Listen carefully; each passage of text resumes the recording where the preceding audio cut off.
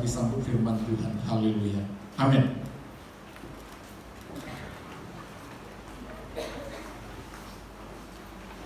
Salam Bapak Ibu, saudara semua yang saya kasih dalam nama Tuhan. Selamat memperingati hari Jumat Agung. Di berbagai grup WA, berbagai ucapan ada masuk mengatakan memperingati hari Jumat Agung. Dan saudara adalah bagian daripada orang yang telah diselamatkan dan patut mengingat karya itu, saudara. Kita menikmati firman Tuhan dari Injil menurut Rasul Yohanes. Sebab kisah ini ditulis oleh keempat Injil, Matius, Markus, Lukas. Dan hari ini kita melihat apa yang diucapkan oleh Rasul Yohanes dalam Yohanes pasal 19 ayat 38 sampai ayat yang ke-42. Injil Yohanes pasal 19 ayat 38 sampai ayat yang ke-42. Mari kita bangkit berdiri. Diharapkan kita selalu tiap ibadah bawa Alkitab, sebab itu kitab suci. Kalau saudara pakai iPhone, itu bukan kitab suci, itu iPhone. Perlu diingat, setiap ibadah itu diusahakan bawa kitab suci.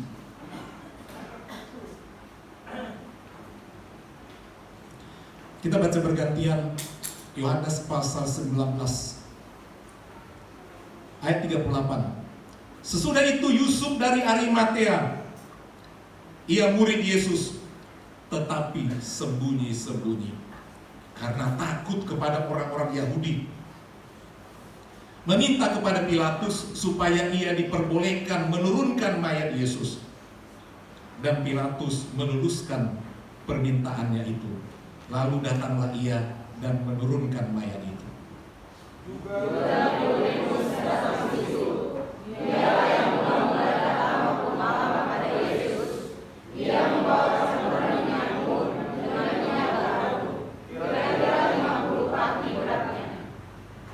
Mereka mengambil mayat Yesus, mengapaninya dengan kain lenan dan membubuhinya dengan rempah-rempah menurut adat orang Yahudi bila menguburkan mayat.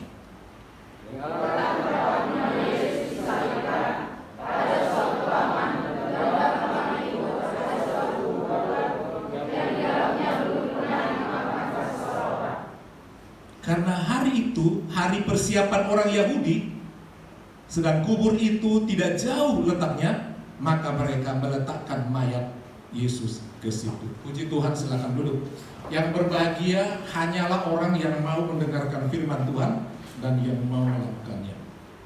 Saudara, hari Jumat Agung kita patut kembali mengingat sejarah yang sengsara atau sejarah karya keselamatan Tuhan. Biasa dalam upacara pemakaman ada dibacakan riwayat hidup. Tetapi riwayat hidup tentang sengsara Tuhan Yesus hanya sekilas, dan tadi sudah sedikit dipaparkan melalui fragmen pemuda, dan itu menjadi berkat. Anak-anak kita, anak-anak jemaat harus bertumbuh di gereja ini. Biasanya dari kecil Bapak Gembala melihat dari penyerahan, masuk sekolah minggu, kalau boleh sampai menikah, jangan ada yang lari. Dan biasanya yang aktif dari kecil itu, ya aktif terus menjadi berkat. Dan kalau dari kecil jarang aktif, ya memang sulit untuk menjadi berkat. Karena firman tidak ditanam di satu tempat.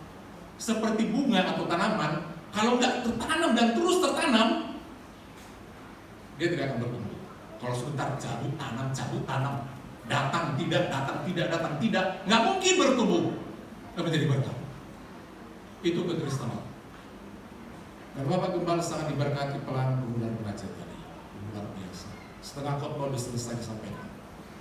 Ya, sudah disampaikan. Saudara, hari ini kita melihat satu pengorbanan. Khotbah hari ini adalah belajar berani sebagai anak Tuhan. Banyak anak Tuhan yang takut, malu, segan untuk menyatakan iman, untuk mau melayani, untuk mau berkorban. Nanti kita lihat tokoh-tokoh itu, saudara. Mereka adalah tokoh yang luar biasa. Kita melihat sekilas, saudara, bagaimana sebelum Tuhan Yesus disalibkan, malam sebelumnya dia menyatakan kasihnya dengan simbol. Dia membasuh kaki murid-muridnya. Simbol melayani, simbol kasih. Seorang yang tinggi datang dari surga turun menyentuh kaki murid-murid yang kotor, diseka, dibersihkannya. Itu simbol, bahasa simbol. Aku sudah melakukannya, mengasihi kamu, aku yang hebat, tapi sekarang mau menyapu kaki yang kotor. Lakukan itu. Itu simbol. Dan setelah itu perjamuan makan malam, the last supper, makan malam. Dia berkata dengan simbol, ini tubuhku, ini darahku. Yang disimbolkan dengan roti dan anggur. Itu simbol. Nanti puncaknya di Kalvari, tubuhnya dan darahnya dicurahkan. Dan air yang membasuh kaki murid itu disimbolkan dengan cinta kasihnya. Dan kita tahu bahwa untuk memastikan Yesus telah mati, ditombak lambungnya, keluarlah air dan darah. Itu simbol daripada pembasuhan kaki, mengasihi, dan Tuhan rela ditikam lambungnya.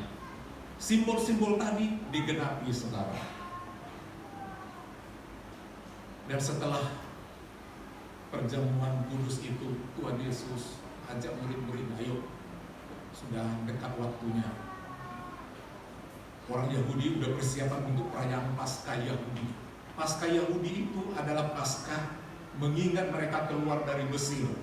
Dan mereka itu harus makan daging Paskah, kemudian sayur pahit, mengingatkan pahitnya hidup di perhambaan Mesir, gambaran pahitnya hidup dalam dosa. Tapi mereka telah bebas dari Mesir. Itu simbol digenapi oleh Tuhan melalui kematiannya. Kita dibebaskan dari perhambaan dosa itu Mesir oleh kematian Tuhan Yesus, anak domba Allah. Domba di perjanjian lama digenapi oleh Tuhan Yesus. Simbol di perjanjian lama digenapi di perjanjian baru. Kalau dikatakan sudah genap, ketika Tuhan Yesus katakan sudah selesai di kayu salib, terbelahlah tabir bait Allah. Terbuka isinya yang maha kudus itu. Dan ketika itu, saudara, dia serahkan nyawanya, dikatakan sudah selesai, tidak ada lagi korban-korban. Jadi kalau ada agama yang mengatakan korban ini untuk keselamatan, berbuat ini untuk keselamatan, tidak ada lagi. Hanya melalui korban Yesus yang sempurna. Korban-korban yang dilakukan orang, gak tahu kita uangnya dari mana, harta yang dikasih dari mana, tidak suci.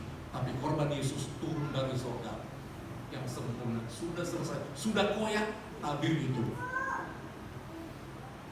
Itu digambarkan dengan koyaknya tubuh Tuhan Yesus. Korban yang sempurna diserahkan bagi Allah Bapa melalui darahnya. Tidak ada korban yang diterima, tidak ada pengampunan tanpa darah, itu kata Alkitab. Orang Yahudi juga begitu. Pengampunan dosa diberi kepada imam besar, diberi domba, ada darah. Dan darahnya dipercikan. Demikian juga darah Yesus terpercik, saudara, untuk keselamatan kita. Itu sebabnya orang Kristen, aliran apapun, pasti mengadakan perjamuan kudus. Terima tubuh Kristus yang terpecah-pecah itu, tercabik-cabik, dan terima darahnya. Orang Kristen kalau dari baptis wajib mengikuti perjamuan kudus. Itu kata firman Tuhan. Bahkan untuk mengingatkan itu, kalau ada orang udah mau mati, nggak ada lagi obat, kayak belum mati ini.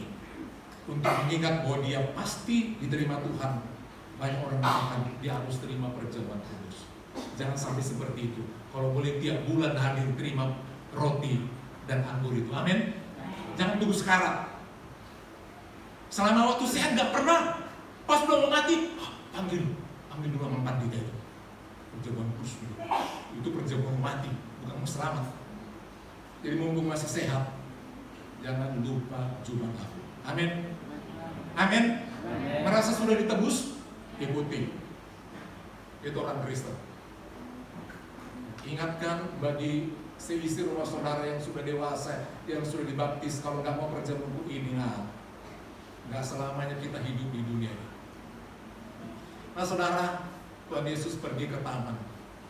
Rasanya sudah mau mati, tidak tahan lagi. Dibawa murid-murid, dibawa yang 3 orang yang terdekat, lebih dekat, yang agak jauh sifatnya lebih jauh. Tuhan Yesus berdoa, doa yang sama. Dan waktu itu iblis datang. Kau mati, kau sebentar lagi. Dalam alam roh, kau mati, kau mati. Sehingga Tuhan Yesus begitu takut sebagai manusia, sebab dia ditinggalkan oleh Bapa. Karena dosa seluruh manusia ditimpakan kepadanya. Dia sangat ketakutan. Yang tadinya memang dia orang yang sangat suci, dia menjadi dosa oleh karena pemberontakan kita. Dia menjadi kutuk, terkutuk.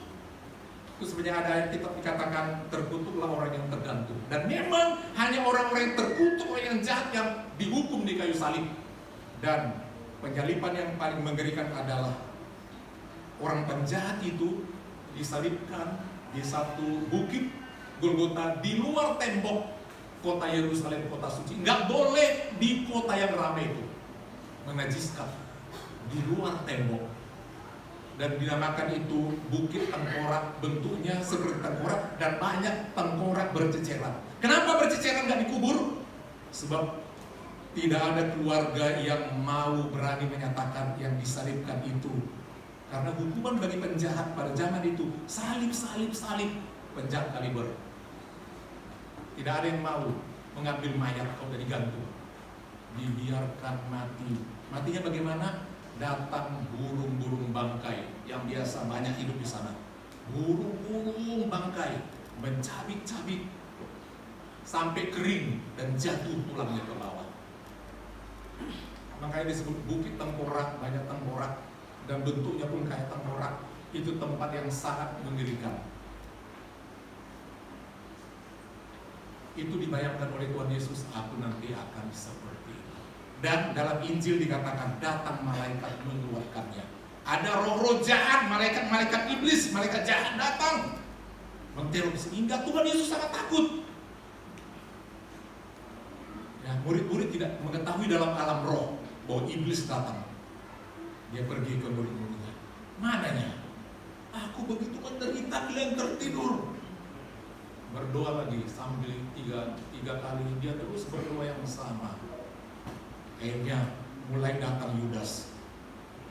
Tahu sebelum datang Yudas, saking ngerinya Tuhan Yesus mengalami, dia mendapatkan tekanan batin yang sangat berat, doa yang sangat berat.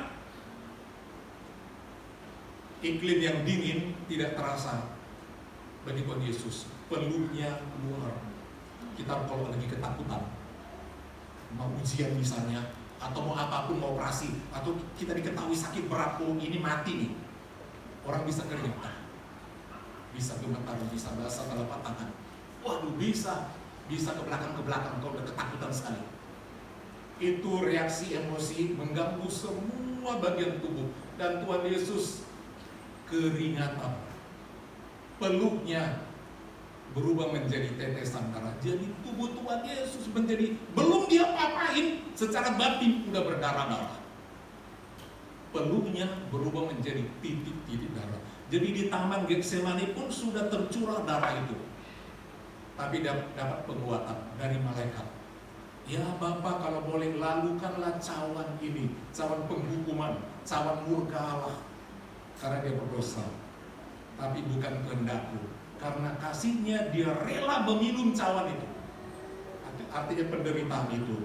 Dan datanglah Yudas mencium-cium pengkhianatan. Dan dia dijual dengan 30 keping perak. Kita boleh melihat sisaan demi sisaan. Apa yang terjadi? Pakaian Tuhan Yesus dilucuti, dipermalukan. Yang tadinya pakaian sebagai orang Yahudi itu berlapis. Ada jubah luar, ada pakaian dalam, begitu lengkap. Itu dicopot semua, tinggal pakaian dalam.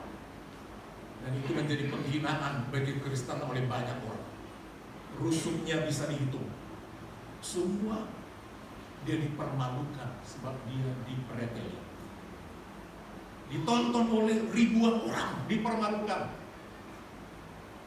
Diadili secara tidak adil. Dan murid-murid semua pergi, tidak ada yang berani mengikutinya. Dan dia, saudara, dihina oleh prajurit-prajurit. Dipakaikan pakaian warna ungu, warna raja. Dipakaikan, tapi diolok-olok. Seolah-olah semua sujud, tetapi diolok-olok. Dan kemudian dipukul pakai bulu. Namanya prajurit dulu ada membawa bulu seperti tongkat. Ya. Pukul sermoyongan. Ya. Diludahi.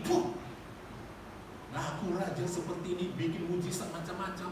Untuk diri sendiri nggak bisa bikin mujizat. Katanya anak Allah. Seperti itu. Maka sampai bisa dikatakan, jika engkau anak Allah, turunlah. Anak Allah. Katanya kerajaan dari surga, mana kuasanya? Mana tentaramu? Dia diam saja. Ya. Dianggap dia raja, dimahkotai duri, harusnya mahkota emas. Diberi mahkota. Jadi Tuhan Yesus sangat menderita. Dia dipecut. Dan pecut itu berisi duri-duri tajam dari tulang-tulang yang dibentuk tajam, mencabik-cabik punggungnya. Ya, semua penuh dengan darah. Wajahnya tidak ada mirip lagi. Jadi saudara, karena darah yang begitu banyak, pasti rambutnya semua udah kering, lengket, keringat, darah, mengerikan. Dan dia pun disalibkan. Nah, kita melihat saudara, waktu Tuhan Yesus disalibkan, di mana ibunya, di mana Yusuf yang membesarkannya, itu dari jauh. Di mana semua murid-murid, semua jauh, tidak ada. Dia sendiri naik ke bukit itu, jalan menanjak, memikul salibnya. Tibalah waktunya, saudara, perayaan Paskah akan dimulai, perayaan Paskah Yahudi. Dan orang yang mau mengikuti Paskah, dia harus suci. Menurut Yahudi, suci nggak boleh menyentuh mayat. Pegang mayat najis. Orang itu tidak bisa ikuti Paskah atau beribadah, tidak bisa. Sementara dalam bacaan tadi, ada ternyata orang yang mengasihi Tuhan. Di luar daripada 12 murid itu. Kita melihat di sini ada tokoh itu. Ayat 38. Yusuf dari Arimatea. Ia murid Yesus. Kita catat ya. Yusuf dari Arimatea. Ada macam-macam Yusuf. Nama Yusuf populer, tetapi ini dari Arimatea. Ini daerah elit Arimatea, tempat kotanya orang Yahudi. Yahudi asli, tidak ada campuran. Dari Arimatea. Tapi dikatakan oleh Yohanes, dia itu murid Tuhan. Rupanya menjadi murid Tuhan itu ada yang terang-terangan, ada yang diam-diam. Tetapi sembunyi-sembunyi karena takut. Sembunyi-sembunyi karena takut. Diam-diam rupanya percaya Tuhan Yesus. Dia orang Yahudi. Dia seorang ahli Taurat. Orang yang ilmu tinggi. Dia juga dalam Sanhedrin menentukan untuk menyidang berbagai perkara. Di dalam pengadilan Sanhedrin itu, di situ banyak orang tokoh-tokoh yang pintar untuk memutuskan, yang disebut dengan pengadilan agama. Tapi bukan hanya tokoh agama ada di situ. Ada pengacara, ada pengusaha, ada ahli-ahli duduk di situ. Sebab perkara itu macam-macam. Tidak selalu berkaitan dengan agama, bisa berkaitan dengan ekonomi, politik. Jadi di situ banyak orang, kelompok-kelompok orang pintar, dan semua mereka adalah orang Yahudi. Nah, mereka itu semua beragama Yahudi dan tidak percaya kepada Yesus sebagai Tuhan dan Juru Selamat. Tetapi dari sekian banyak itu ternyata ada yang percaya. Dan itu adalah Yusuf dari Arimatea dan Nikodemus. pernah dengar khotbah itu? Nikodemus, orang ahli Taurat, datang malam-malam, sembunyi-sembunyi. Dan akhirnya dia diajari oleh Tuhan Yesus, seorang tidak akan masuk dalam kerajaan Allah kalau tidak lahir baru, tidak dilahirkan kembali. Jadi dua orang pintar, orang kaya, pengikut Yesus diam-diam. Jadi dia sangat takut. Tetapi kita melihat ketakutannya hilang ketika dia melihat Tuhan Yesus tersalib. Oh, begini rupanya Sang Juru Selamat Mesias itu. Aku percaya ini penggenapan dalam kitab Taurat. Tadinya dia takut menyatakannya, tetapi di situ dia lihat korban itu. Dia menjadi berbelas kasihan. Aku pengikutnya. Tadinya sembunyi-sembunyi. Kalau langsung dikatakan pada waktu zaman Yesus masih ada, dia akan dipecat. Karena belum tergenapi Yesus disalibkan. Tetapi ketika dia lihat tubuh Tuhan Yesus telah disalibkan, selesai, dikatakan ini Juru Selamat. Kenapa? Dia percaya. Mungkin dia melihat ketika Tuhan Yesus itu disalibkan, ya, langit menjadi gelap, menjelang kematian. Sebab pada waktu itu gempa datang, bukit-bukit batu terbelah, semua ketakutan. Dan orang berkata yang lewat, sungguh dia ini anak Allah. Yang tadinya orang mengutuk, menghukum karena dia menyatakan dirinya anak Allah, tapi akhirnya prajurit pun berkata, sungguh dia ini anak Allah. Betul rupanya. Kenapa dia mati? Semua berduka. Bumi menjadi gelap karena dosa. Hitam semua hitam. Dan Yesus pun menanggung semua dan dia menjadi penuh dengan kehitaman karena dosa semua ditimpakan kepadanya. Dan ketika dia melihat itu, rupanya dia sudah siapkan. Dalam Injil Matius pasal 27 mulai ayat 27 sudah disiapkan oleh Yusuf persiapan. Dia sudah yakin nanti begini akhir ceritanya, tapi tidak berani terang-terangan. Namun setelah mati dia terang-terangan mempertaruhkan karir jabatannya apapun yang terjadi. Dan dia minta izin kepada Pilatus. Karena takut kepada orang-orang Yahudi, meminta kepada Pilatus, itu gubernur, supaya ia diperbolehkan menurunkan mayat Yesus. Dan Pilatus meluluskan permintaan. Puji Tuhan. Bukan Maria, bukan Yusuf yang membesarkan, tapi Yusuf yang lain. Juga Nikodemus. Ini satu orang Sanhedrin semua, orang hebat, pejabat dan kaya raya.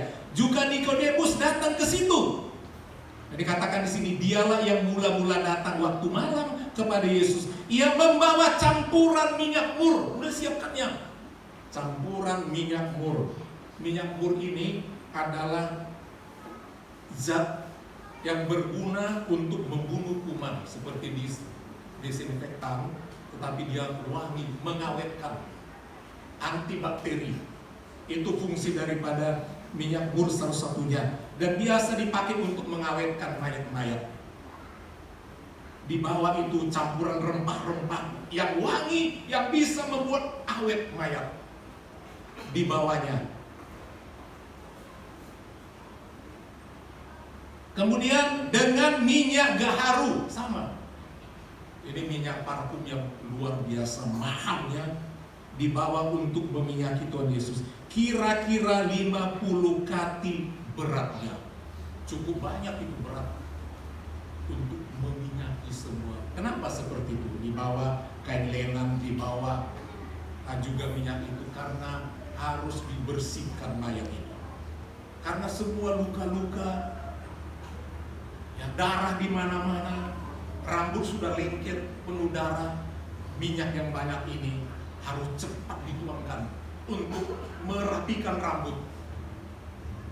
Yang lengket, minyak semua dirapikan, wajahnya dibersihkan seperti zaman kita yang memandikan mayat seperti itu. Tapi mereka memandikannya nggak mungkin lagi dengan air, dengan minyak yang harum. Bersihkan semua, dibersihkan. Semua dibersihkan. Diambil.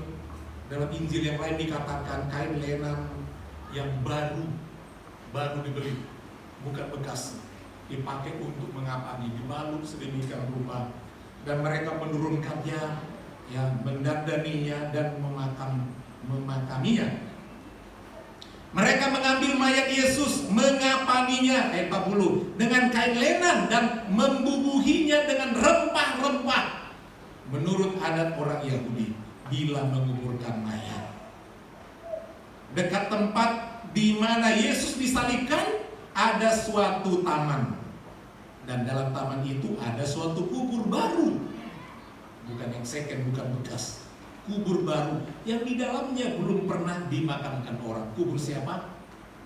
Kubur dipersiapkan untuk Yusuf dari Arimatea. Dia orang kaya, dan kubur itu ada di taman. Ya, Yusuf yang pertama membesarkan Yesus ketika bayi. Tapi Yusuf yang menguburkannya, bukan yang membesarkannya. Bukan Yusuf si tukang kayu, tapi orang pejabat yang kaya dari Arimatea. Sama namanya Yusuf. Di taman, Adam yang pertama di Taman Eden. Adam yang kedua, Adam yang pertama mematikan karena dia berdosa, kita berdosa semua. Adam yang kedua, Yesus Kristus di taman kuburnya. Itulah Yesus. Gambaran Yesus membawa kita ke Taman Firdaus. Semua digenapi, saudara. Yang terbaru diberikan. Yesus dikatakan dia yang kaya menjadi miskin bagi kita. Ya, Tuhan Yesus ini, saudara, lahirnya bukan di rumah yang bagus di kandang. Kuburnya kubur orang. Pakaian bukan dari orang tuanya. Ya. Wafatnya kan dari orang semuanya. Gak ada. Dia yang kaya dari istana rela menjadi miskin demi kita. Apa yang kita pegang dari ayat-ayat tadi, saudara? Mari kita menjadi anak Tuhan yang berani menyatakan iman kita, berani berkorban, ya. Harusnya buat kubur dia sendiri dikasih.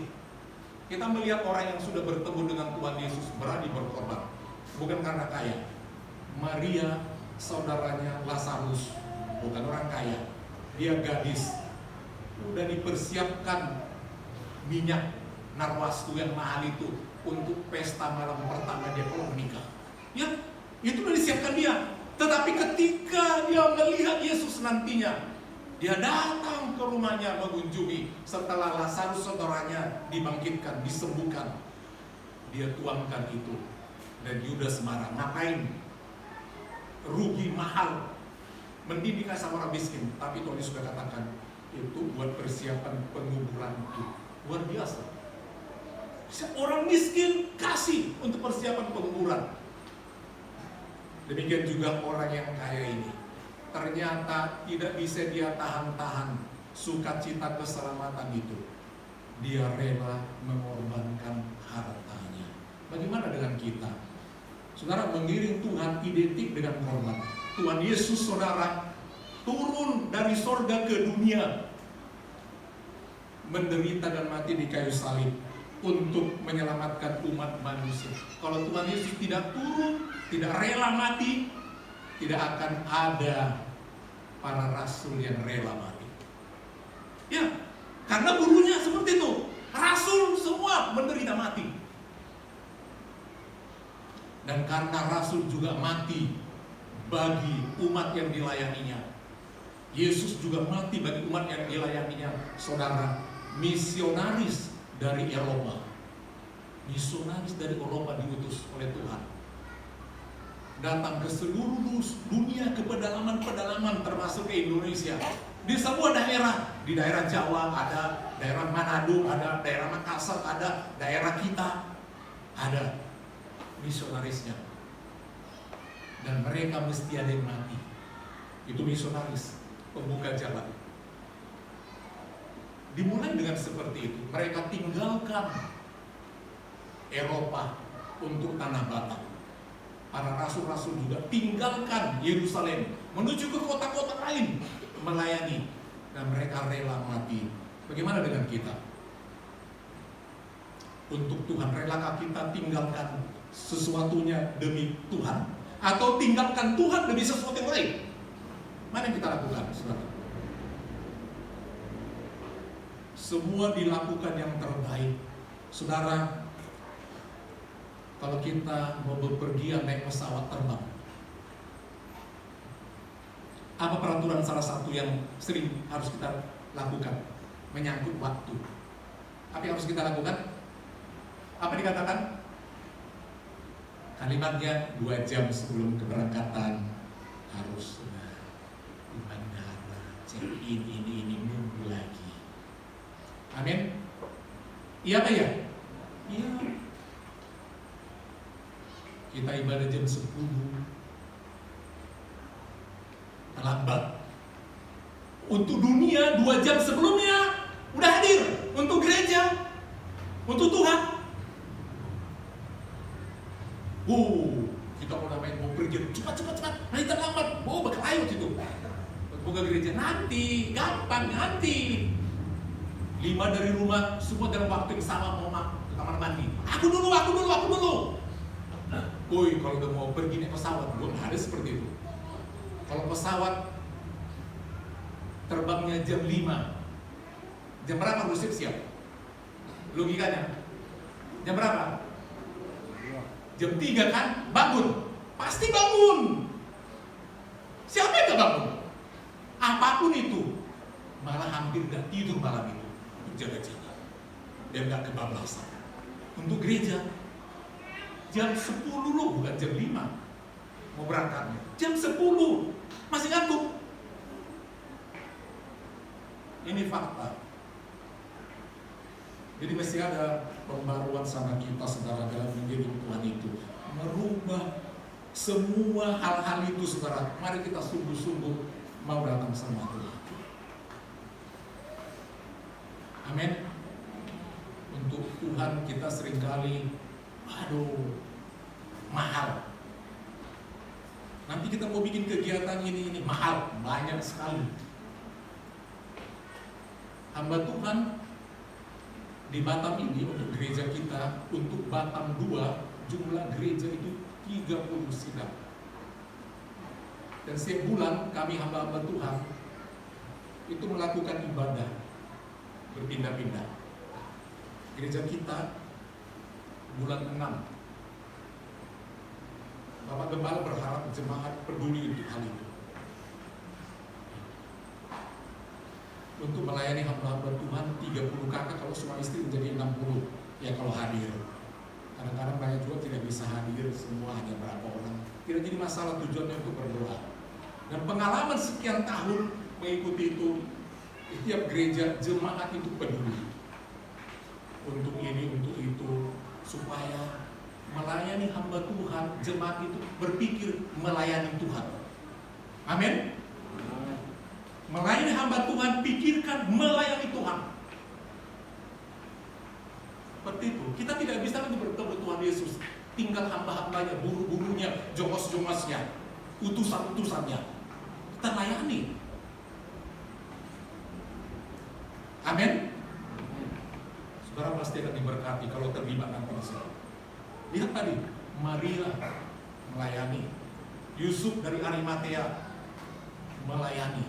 Itu yang Tuhan melihat. Hidup ini berkorban bagi yang kita kasih, yang memberitakan Injil keselamatan.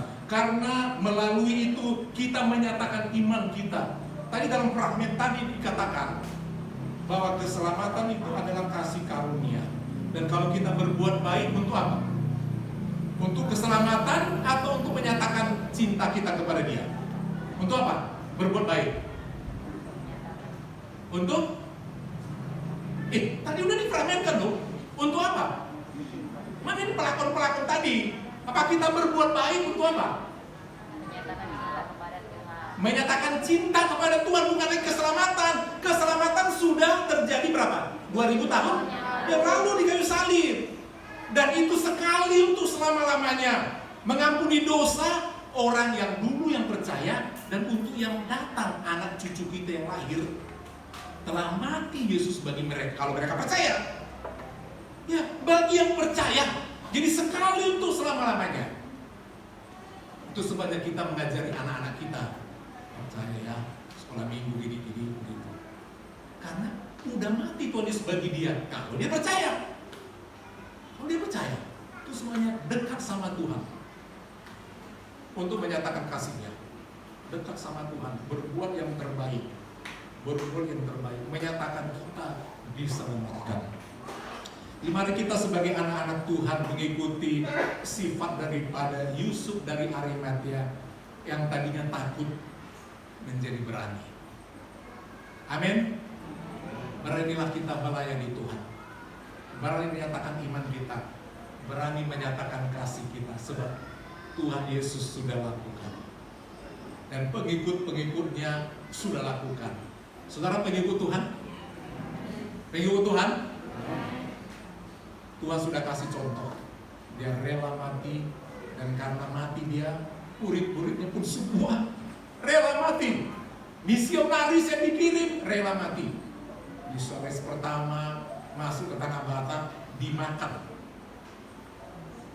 Dimakan. Hatinya diambil. Kalau kita motong sapi atau B2, hatinya dibuang. Enak, dimakan. Nah, itu kalau saudara buka buku sejarahnya itu, daging-daging misionaris itu, wah, dicincang, dijual di Onang. Ini daging disebut tarbata. Enak. Mana hatinya? Makan. Baru misionaris selanjutnya setelah ada pupuk korban itu, udah tercurah darah itu, misionaris selanjutnya baru diterima. Raja Batak terima Injil. Dan sampai sekarang Injil full sepenuh, Injil sepenuh masuk. Kuasa Roh Kudus yang menggenapi, melengkapi gereja-gereja. Jadi saudara, korban. Tuhan Yesus rela mati bagi kita. Siapa yang rela mati bagi dia? Mungkin secara daging kita tidak sampai seperti itu. Dengan harta kita, dengan tenaga kita, berbuat sesuatu, menyatakan kasih kepada Tuhan. Dan itu nanti yang membuat mahkota saudara seindah apa? Seindah apa? Seindah perbuatan kita. Upahnya sebesar mana? Sebesar apa yang kita kerjakan. Harta kita di surga sebesar mana? Sebanyak mana yang kita tabur di dunia ini. Kumpulkan hartamu di surga.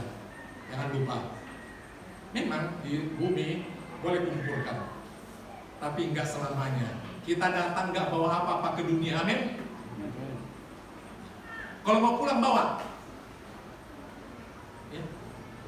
Mana? Paling yang nempel di jari mau dibawa silakan, tapi biasanya dilepas kalau itu mahal. Buat aku, buat anakku, dilepas. Ya baju mungkin yang terbagus lah, karena ukuran size-nya nggak cocok sama yang lain. Oke lah, jas yang terbaik, kebaya yang terbaik, nggak apa-apa. Karena susah juga mau ditinggalkan. Tapi kalau logam mulia, mau? Mana? Sepatu terbaik, nggak apa-apa. Tapi yang mulia, yang berharga, mana ada. Nggak kita bawa, tetapi perbuatan kebaikan itu yang kita bawa. Amin? Itu yang kita bawa. Dan apa yang kita lakukan di dunia ini untuk Tuhan, di dunia ini pun ada berkatnya. Ya, di dunia ini pun ada berkatnya, apalagi di surga. Ya, tabur saudara, tabur kebaikan. Seperti tadi, ternyata tidak bisa ditahan-tahan. Tadinya takut, tapi menyadari akan kasih Tuhan korbannya. Kalau ini tidak ada kesempatan lain, ini kesempatanku terakhir melayani Yesus. Keluarkan harta. Kuburku di taman, di kota yang indah, aku kasih sama dia. Entah di mana aku nanti mati dikuburkan, nggak tahu. Tapi ini buat Tuhanku. Taman ini buat Tuhanku. Ini kain lenan ini, nggak tahu siapa nanti siapkan kain lenan untuk kapanku. Tapi ini aku kasih buat Tuhan. Itu kesempatan terakhir. Saudara, kesempatan untuk berbuat bagi Tuhan tidak selalu datang dua kali. Tidak selalu. Selama kita masih hidup, mari kita berusaha untuk melayani Tuhan. Bukan karena banyaknya. Kalau banyak puji Tuhan. Bisa dikasih contoh di Alkitab yang gak begitu banyak dia kasih, tapi diterima Tuhan? Jemaat ada yang tahu korbannya gak begitu banyak. Tadi kan Maria kasih emas cukup mahal itu ya, harusnya buat wedding dia, harum dirinya, tubuhnya harum, semua tempat tidur harus harum. Begitu ada Yahudi untuk anak pertama, untuk suaminya, untuk mempelai, tapi dia kasih buat mempelainya secara lahan, yaitu Kristus. Mahal. Orang kaya tadi kasih yang mahal, tapi ada yang tidak begitu mahal secara ekonomi. Bisa ditahu dari dia kitab contohnya, bahwa dia berbuat apa itu? Apa? Apa? Halo? Apa korban yang diterima Tuhan Yesus? Janda. Janda? Apa dikasih? Apa? Janda tadi ngasih apa? Persembahan. Ya persembahannya apa? Semua persembahan. Persembahan yang sedikit. Oh, yang itu janda yang di bait Allah. Sebab janda ini banyak-banyak. Ada janda di Sarfat. Perempuan pelacur yang kasih minum Tuhan. Oh, di Perigi. Ya, dia kasih minum Tuhan Yesus waktu Tuhan Yesus kehausan. Yang memiliki banyak suami. Oh, itu perempuan yang berdosa. Ya. Di sumur itu. Nggak jadi diminumnya.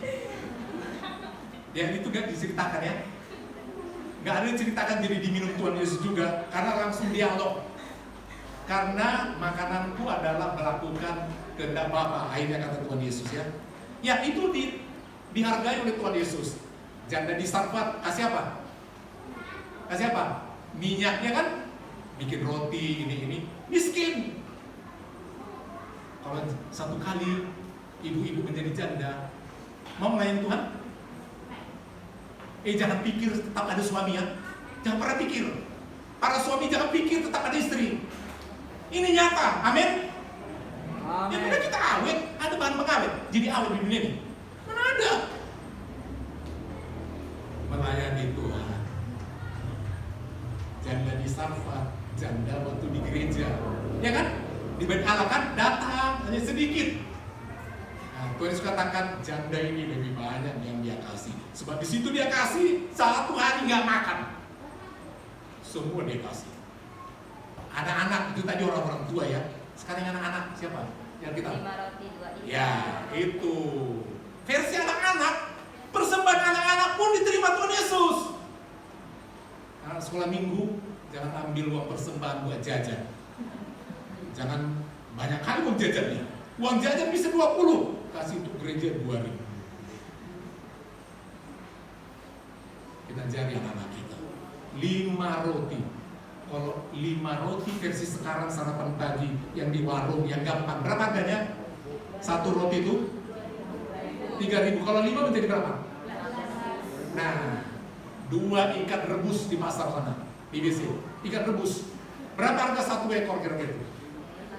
Berapa? Nah, hitunglah itu dua-duanya. Mahal gak? Gak mahal. Tapi dengan 5 roti 2 ikan, berapa orang diberkati? Ribuan. Jadi jangan lagi ada jemaat GPD Gereja yang lokeknya minta ampun. Dan biasakan lokek. Tuhan bisa lebih lokek. Dan kalau kita baik, kebaikan kita nggak ada artinya dengan kebaikan yang Tuhan kasih. Nggak ada artinya. Kebaikan kita itu karena apa? Dia kasih berlipat kali ganda. 5 roti dikit tapi menjadi bisa makan banyak orang. Hebat kan? Modalnya dikit, untungnya luar biasa. Setelah kita merayakan hari Jumat Agung ini, tingkatkan keagungan hati kita bagi Tuhan. Amin. Amin. Mari kita bangkit berdiri. Nanti akan masuk dalam perjamuan kudus. 12 orang maju ke depan, 6 sebelah kiri, sebelah kanan. Hanya yang sudah menerima baptisan air, khusus buat Jumat Agung, hanya dari hati.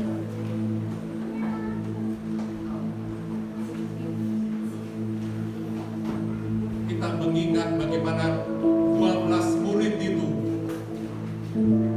dilayani Tuhan, walaupun satu menjadi lari untuk mengingatkan kita 12 yang maju, pegang hati, aku murid Tuhan yang tetap ada.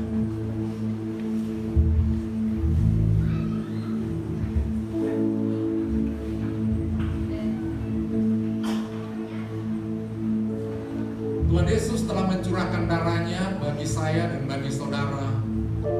Tidak ada pengampunan tanpa pencurahan darah. Yang menerima perjamuan dengan iman, saudara menerima tubuh dan darah Tuhan. Tercurah darah Tuhanku di bukit Golgota. Yang mau bertobat, yang mau percaya, ditebus, terhapus dosanya. Kita angkat pujian ini. Tercurah darah Tuhanku di bukit Golgota. Para pelayan Tuhan majelis, dimohon tampil ke depan.